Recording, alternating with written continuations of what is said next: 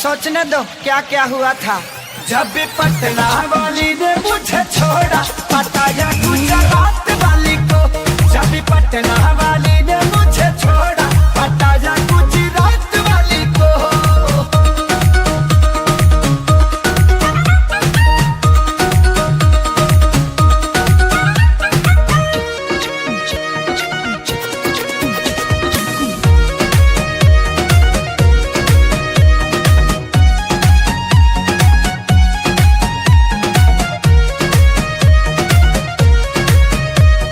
Shopping कराया नहीं होगा, कराया था। गाड़ी बड़ी दिलवाया नहीं होगा, लगता है तू सेल्फिश बड़ा।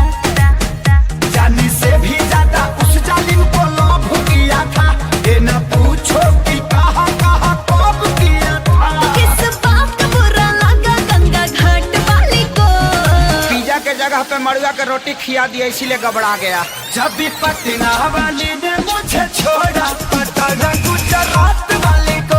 जब भी पटना वाली ने मुझे छोड़ा, पता न गुजरात वाली को।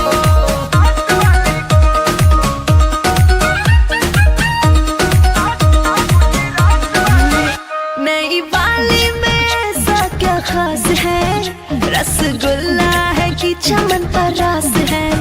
ओ दीवानी सही सही बता, तो पहिले वाली से डिफरेंट बिया रे।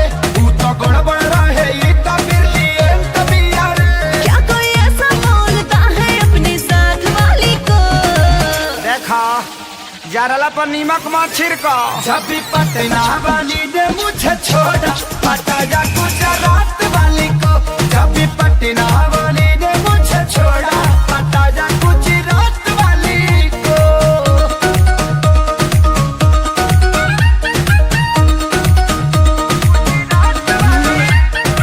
जब हो छोड़ देता, दूसरा स्टेट पकड़ लूंगा।